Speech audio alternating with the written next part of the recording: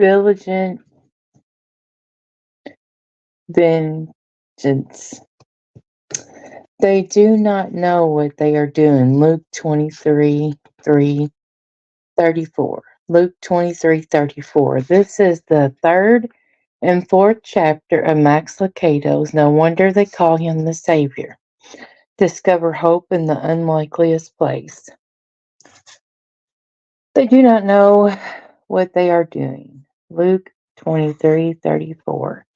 37 years old, thin, almost frail, balding, and bespectacled, an electronics buff, law-abiding, and timid, certainly not a description you would give a vigilante, certainly not the person you would cast to play Robin Hood or the Lone Ranger.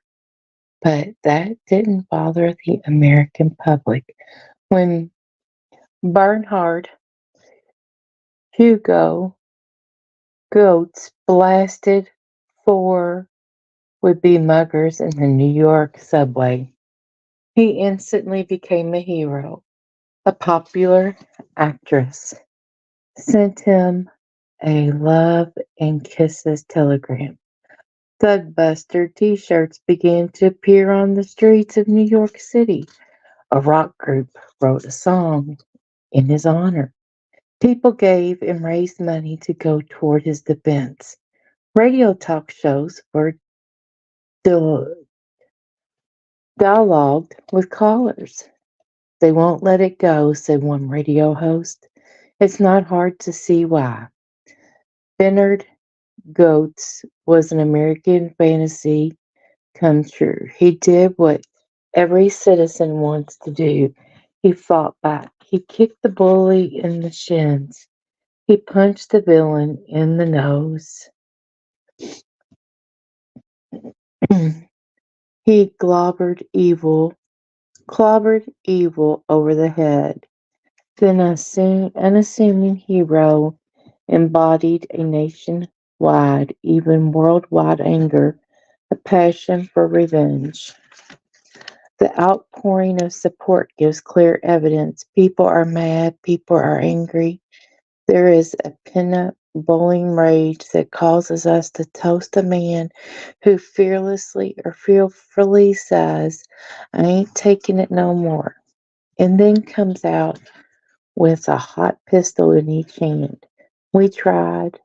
We're tired of being bullied, harassed, and intimidated. We're weary of serial murderer, rapists, and hired assassins. We're angry at someone, but we don't know who. We're scared of something, but we don't know what. We want to fight back, but we don't know how.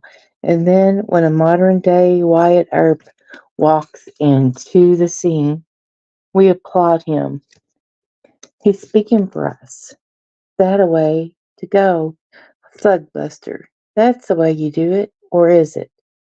Is that really the way to do it? Let's think about our anger for just a minute. Anger, it's a peculiar yet predictable emotion. Begins a drop of water, an irritant frustration, nothing big, just an aggravation. Someone gets you parking place. Someone pulls in front of you on the freeway. A waitress is slow and you're in a hurry. The toast burns, drops of water drip, drip, drip, drip. Yet get enough of this seemingly innocent drops of anger, and before long, you've got a bucket full of rage. Walking revenge, blind bitterness, unharassed hatred. We trust no one and bare our teeth at anyone who gets near. We become walking time bombs. That given just the right tension and fear can explode like Mr. Goetz. Now is that way Now is that any way to live? What good has hatred ever brought? What hope has anger ever created? What problem have ever been resolved by revenge? No one can blame the American public for applauding the man who fought back. Yet, as the glamour fades on, such acts reality makes us ask these questions. What good was done? Is that really the way to reduce the crime rate? Are subways forever safer? Are the streets now free of fear? No, anger doesn't do that. Anger only feeds a primitive lust for revenge. That feeds an anger that feeds our revenge, that feeds our anger. You get the picture. Vigilantes are not the answer. Yet what do? We can't deny that our anger exists. How do we harness it? A good option is found in Luke 23:34. Here Jesus speaks about the mob that killed him. Father, forgive them, for they do not know what they are doing. Have you ever wondered how Jesus kept from retaliating? Have you ever asked how he kept his control? Here's the answer. It's the second part of his statement. For they do not know what they are doing. Look carefully. It's as if Jesus considered this bloodthirsty, death-hungry crowd not as murderers, but as victims. It's as if he saw in their faces not hatred, but confusion. It's as if he regarded them not as a militant mob, but as he put it, as sheep without a shepherd. They don't know what they are doing. And when you think about it, they didn't. They hadn't the faintest idea what we're doing. They were a stargazer mob, mad at something they couldn't see, so they took it out on them, of all people, God. But they didn't know what they were doing, and for the most part, neither do we. We are still as much as we hate to admit in shepherdless sheep. All we know is that we were born out of one eternity and are frighteningly close to another. We play tag with the fuzzy realities of death and pain. We can't answer our own questions about love and hurt. We can't solve the riddle about aging. We don't know how to heal our own bodies or get along with our own mates. We can't keep ourselves out of war. We can't keep ourselves fed. Paul spoke for humanity when he confessed, I do not know what I am doing. Now I know that doesn't justify anything. That doesn't justify hit and run drivers or kitty spam peddlers or heroin dealers, but it does help explain why they did the miserable things they do. My point is this: uncontrolled anger won't bitter our world by sympathetic, understanding will. Once we see the world and ourselves for what we are, we can help. Once we understand ourselves, we begin to operate not from a posture of anger, but compassion and concern. We look at the world not with bitter frowns, but with extended hands. We realize that the lights are out and a lot of people are stumbling in the darkness. So we light candles. As Michelangelo said, we criticize by creating. Instead of fighting back, we help out. We go to the ghettos. We teach in the schools. We build hospitals and help orphans. And we put away our guns. They do not know what they are doing. There is something about understanding the world that makes us want to save it, even to die for it. Anger never did anyone any good. Understanding, well, the results are not as quick as the vigilante's bullet, but they are certainly much more constructive. Chapter 4: The Tale of the Crucified Crook.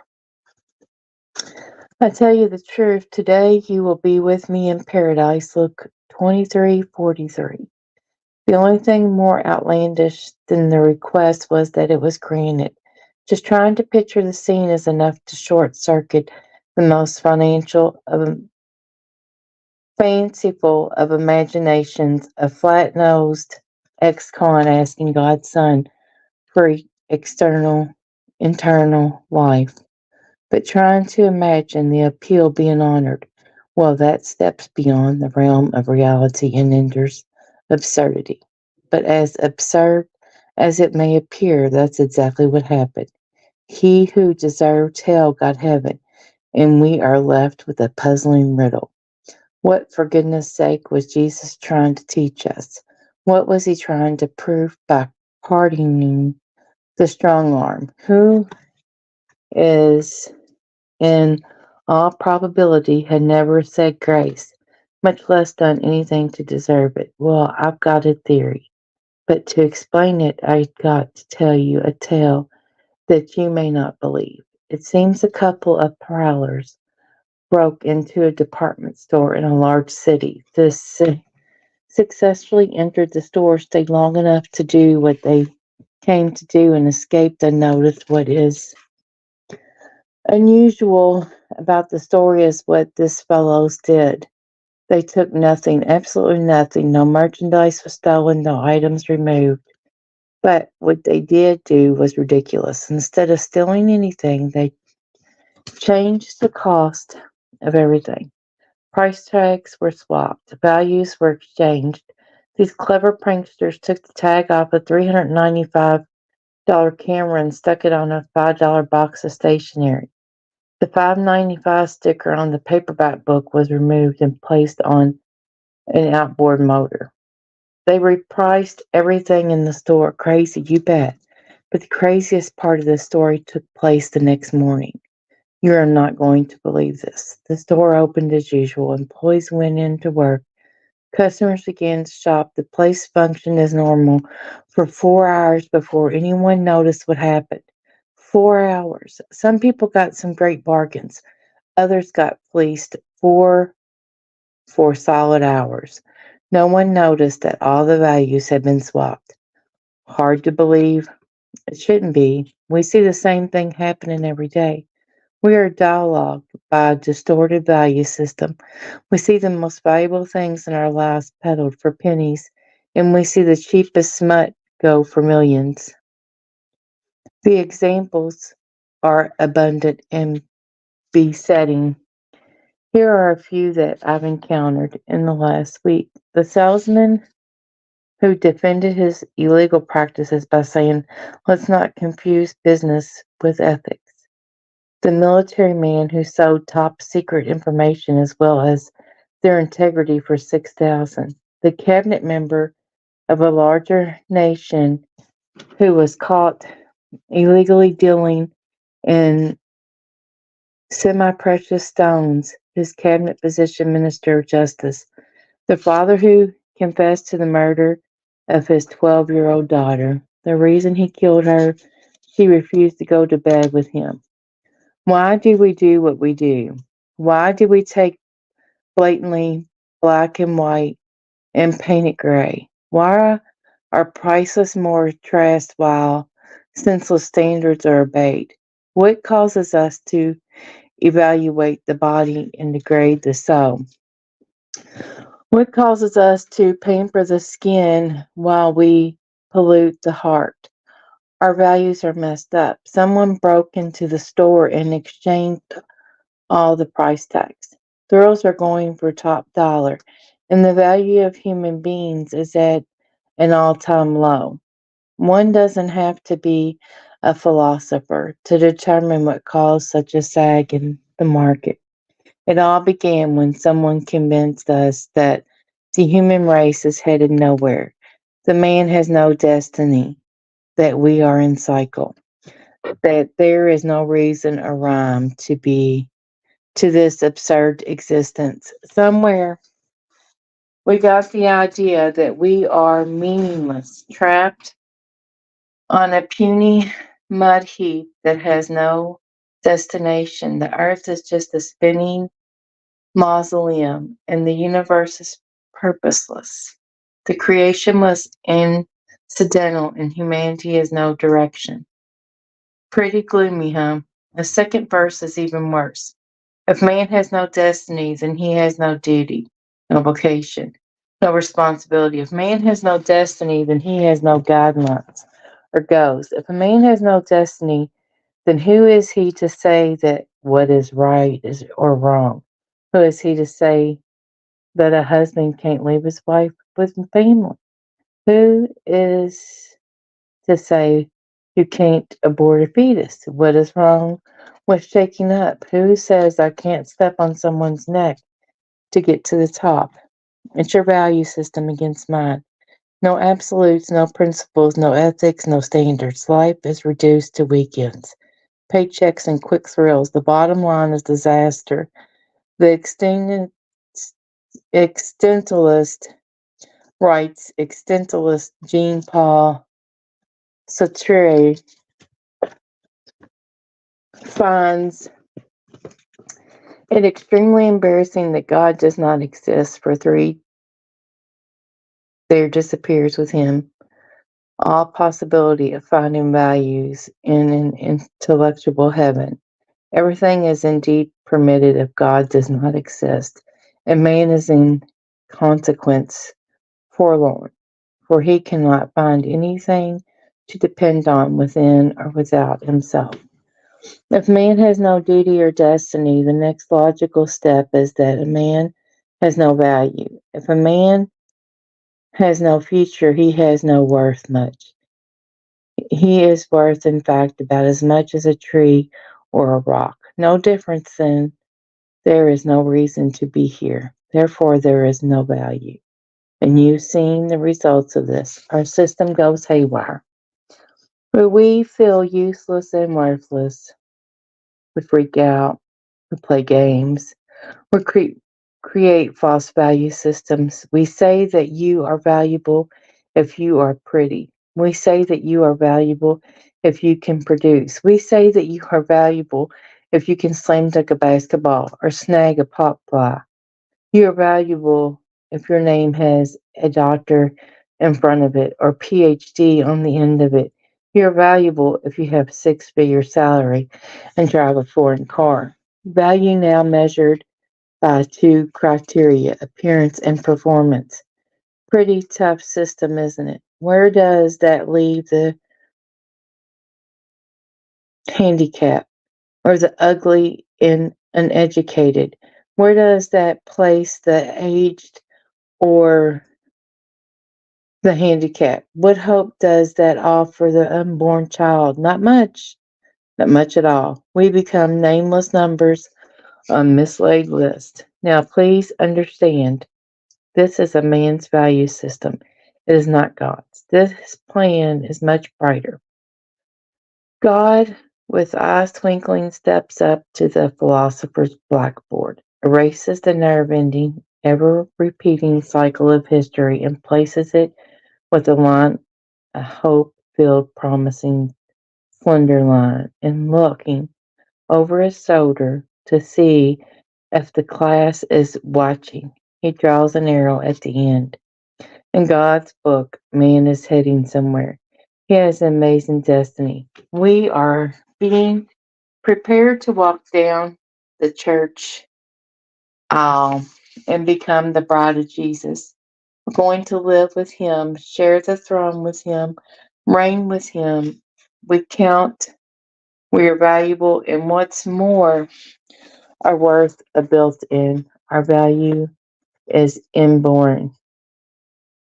You see, if there was anything that Jesus wanted everyone to understand, it was this: a person is worth something simply because he is a person. That is why he treated people like he did. Think about it. The girl caught making undercover thunder with someone she shouldn't, he forgave her. The untouchable leper who asked for cleansing, he touched him. In the blind welfare case that cluttered the roadside, he honored him. In the worn out old wine bag addict, the self pity near the pool of Solomon, he healed him. And don't forget the classic case study on the value of a person by Luke. It is called The Tale of the Crucified Crook. If anyone was ever worthless, this one was. If any man ever deserved dying, this man probably did. If any fellow was ever a loser, this fellow was at the top of the list. Perhaps that is why Jesus chose him to show us what he thinks of the human race. Maybe this criminal had heard the Messiah speak. Maybe he had seen him love the lowly. Maybe he had watched him dine with the punks, pickpockets, and potmouths on the streets, or maybe not. Maybe the only thing he knew about this Messiah was what he now saw, a beaten slash nail suspended preacher, his face crimson with blood, his bones peeking through torn flesh, his lungs gasping for air. Something, though, told him he had never been in a better company, and somehow he realized that even though he had with prayer, he finally met the one to whom he should pray. Any chance that you could put in a good word for me, loose translations, consider it done. Now, why did Jesus do that? Why in the world did he have to gain by promising his desperado a place of honor at the banquet table? What in the world could this chestling, quizzling ever offer in the return? I mean, the Samaritan woman, I can understand. She could go back and tell the tale, and Zacchaeus had some money that he could give. But this guy, what is he going to do? Nothing. That's the point. Listen closely. Jesus' love does not depend upon what we do for him. Not at all. In the eyes of the king, you have value simply because you are. You don't have to look nice or perform well. Your value is inborn, period. Think about that for just a minute. You are valuable just because you exist, not because of what you do or what you have done, but simply because you are. Remember that. Remember that the next time you are left bobbing in the wake of someone's steamboat ambition. Remember that the next time some trickster tries to hang a bargain basement price tag on your self worth. The next time someone tries to pass you off as a cheap buy, just think about the way Jesus honors you and smile. I do. I smile because I know I don't deserve love like that. None of us do. When you get right down to it, any contribution that any of us makes is pretty puny. All of us, even the purest of us, deserve heaven about as much as the crook did. All of us are signing on Jesus' credit card, not ours. And it also makes me smile to think that there is a grinning ex-con walking the golden streets who knows more about grace than 1,000 theologians. No one else would have given him a prayer, but in the end, that is all that he had. And in the end, that is all it took. No wonder they call him the Savior. God bless you all.